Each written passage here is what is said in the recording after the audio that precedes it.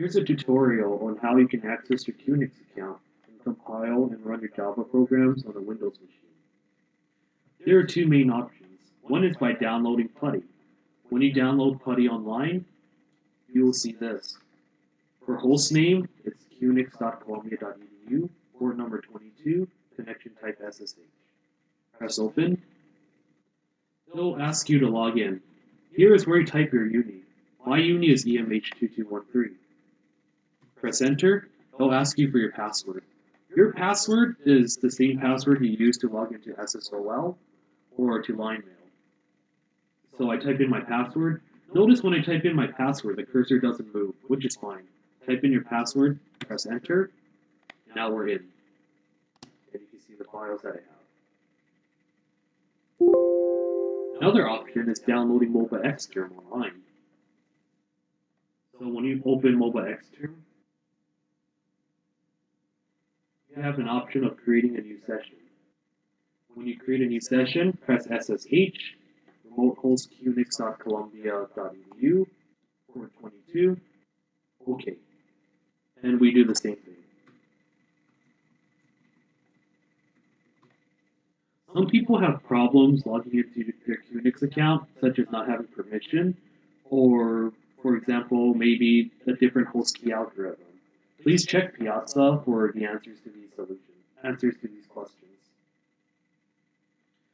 So one advantage of MobaXterm is that you can actually see your files in a nice graphical user interface on the left side. So here you can see with this ls command, I can see the different files and folders I have here, but on the left side you can see the same thing. So let's take a look at my public HTML folder. You can see that I have these images and my index.html file in here. I can also go on the left side here and take a look at what's inside here.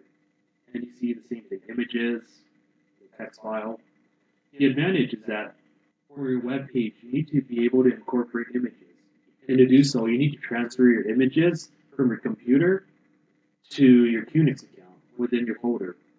For Mac users, you have to use CyberDuck. But with MobaXterm, all you need to do is drag and drop. So if I have an image here, for example, I can just drag it into here. Now let's talk about running and compiling a Java program.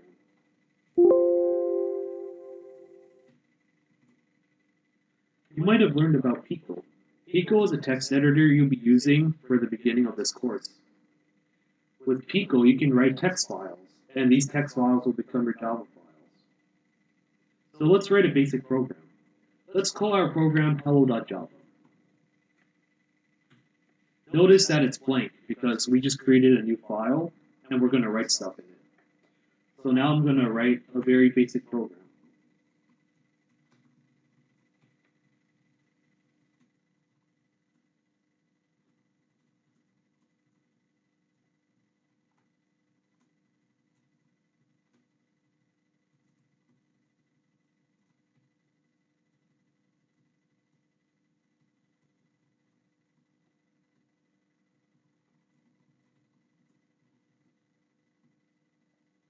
Now when you're done, you can see down here, you press Ctrl X in order to exit. Save modify buffer, you press yes because you want to save your changes. And then you press enter. So now we take a look. We have our hello.java file within this folder. In order to compile your program, just run javac hello.java. And when we do so, interesting. It seems like we've got a few errors. So for example, you see here, line 5, we have unclosed string literal, or a semicolon expected, and etc. You will see these errors when the compiler finds some problems.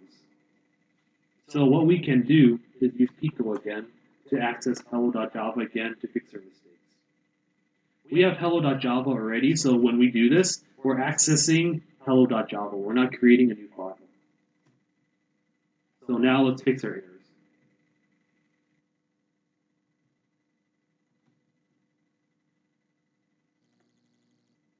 Ctrl X. Save. And now let's try again. When you see this, that means your program has successfully compiled.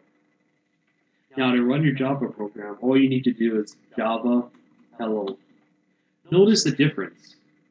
With Java C, you need to write out the entire name of the file extension, so hello.java. But when you run the Java program, you just have to do Java hello. So you would not do Java hello.java. You would just do Java hello. When you press enter, you see the program. Hello world. I hope this tutorial was helpful.